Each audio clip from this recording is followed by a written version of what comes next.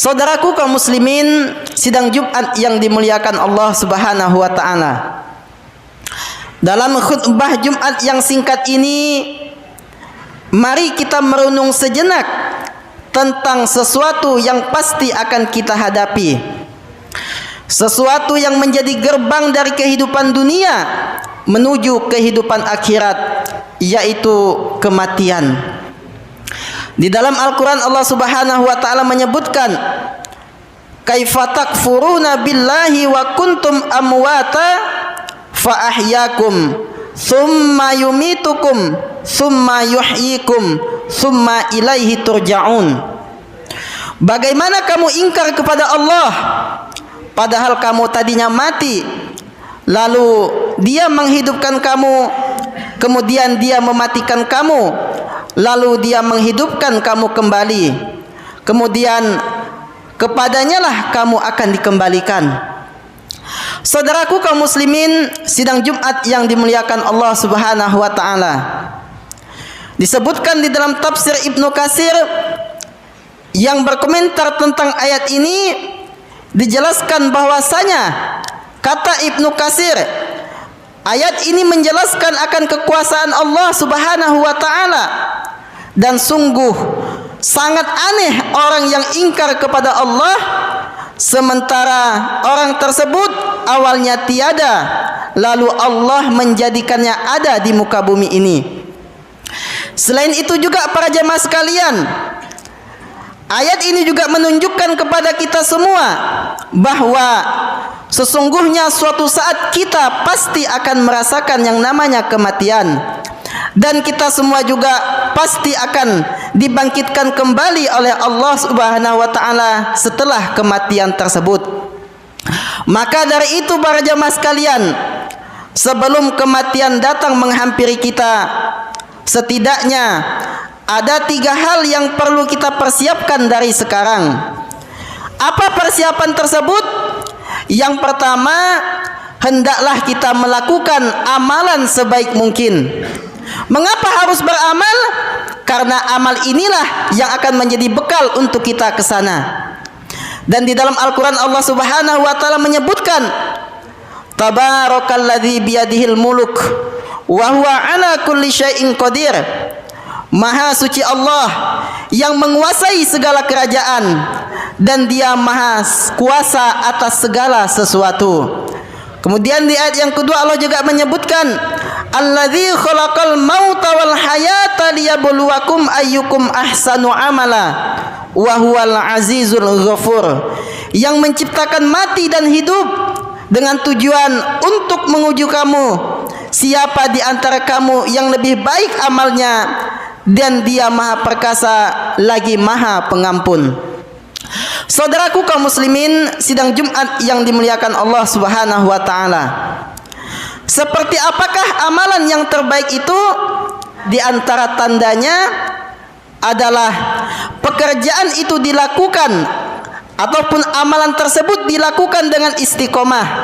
Dan bahkan di dalam sebuah hadis Rasulullah sallallahu alaihi wasallam menyebutkan tentang hal ini, fa inna khairal amali adawamuhu wa in qalla. Yang mana kata Nabi sallallahu alaihi wasallam, sesungguhnya sebaik-baik amalan seseorang adalah yang ia kerjakan secara rutin meskipun amalan tersebut hanya sedikit. Nah, di dalam hadis ini para jemaah sekalian disebutkan bahwasanya amalan yang terbaik yaitu adalah amalan yang istiqomah meskipun amalan itu adalah amalan yang sedikit.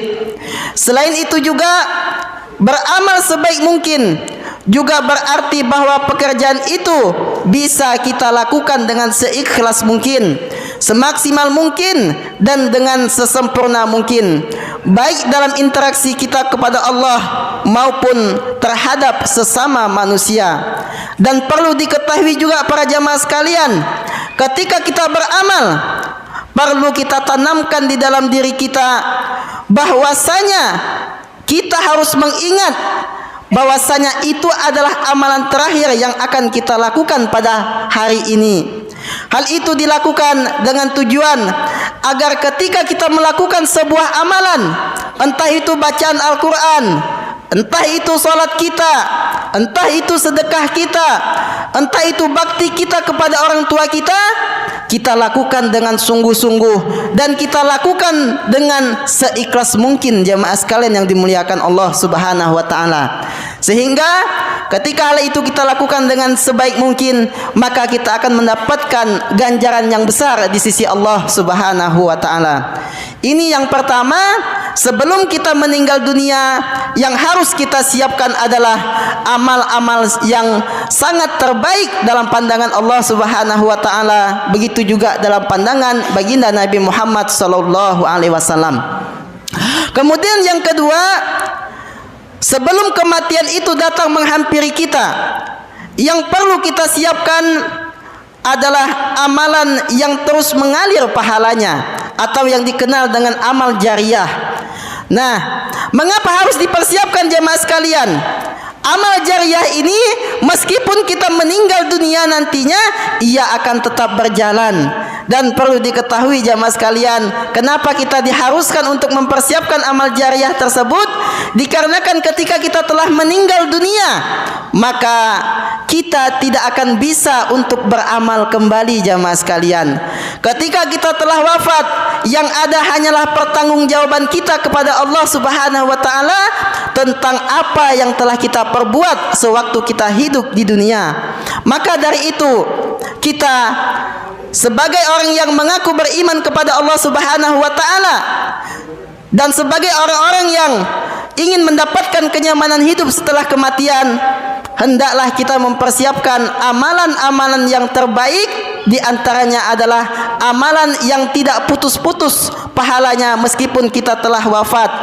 Dan di antara amalan yang tidak pernah terputus amalan tersebut walaupun kita telah wafat jamaah sekalian, yaitu adalah amalan seperti yang telah disebutkan oleh baginda Nabi Muhammad sallallahu alaihi wasallam di dalam sebuah hadis, yang mana kata Nabi sallallahu alaihi wasallam, "Idza matal insan inqata'a anhu amaluhu illa min thalathatin." Jika manusia itu mati, kata Nabi, maka terputuslah semua amalannya illa min thalathatin, kecuali 3 perkara. Apa itu?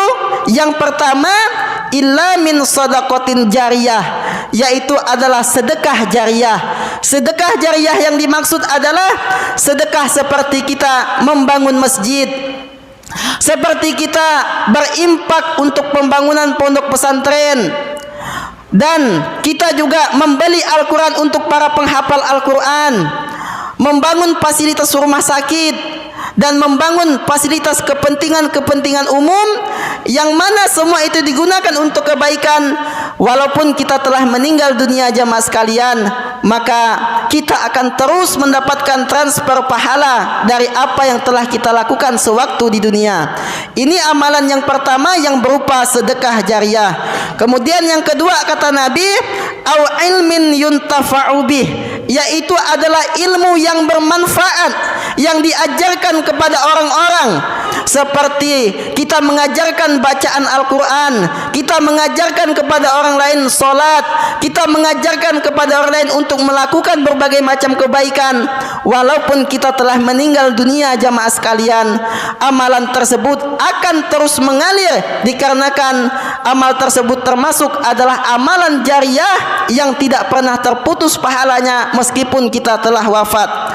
Kemudian yang ketiga kata Nabi, yang tidak pernah terputus pahalanya, awaladin salihin yad'ulah, yaitu anak saleh yang ditinggalkan, yang dididik dengan agama, yang dididik untuk taat kepada Allah dan Rasul, sehingga walaupun kita telah mati, kita telah meninggal dunia jamaah sekalian, mereka akan senantiasa mendoakan kita.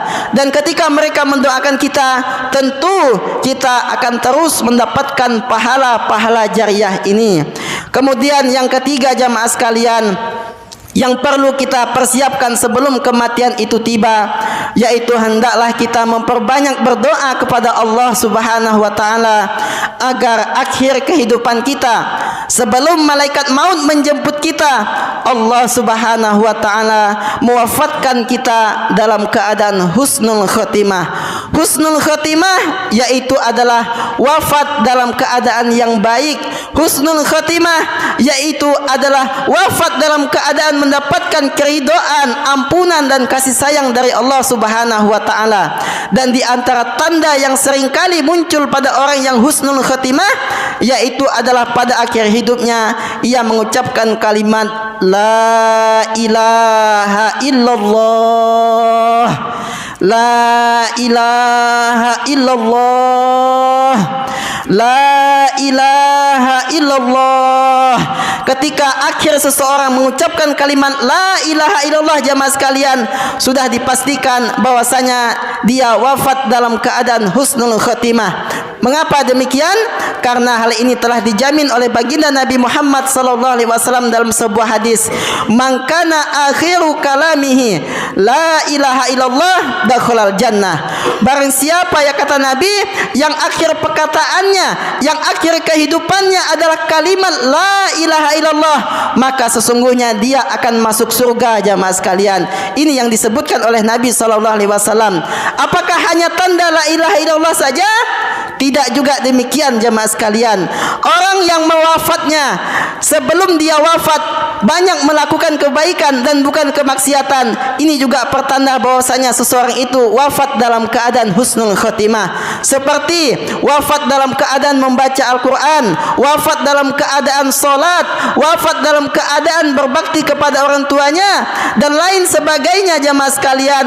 Maka ini juga pertanda bahwasanya orang tersebut wafat dalam keadaan husnul khatimah. Maka dari itu, jamaah sekalian, selain kita berdoa kepada Allah Subhanahu wa taala agar diwafatkan dalam keadaan husnul khatimah, maka mari latih diri kita untuk senantiasa melakukan kebaikan-kebaikan, karena sesungguhnya seseorang itu akan diwafatkan sesuai dengan kebiasaannya.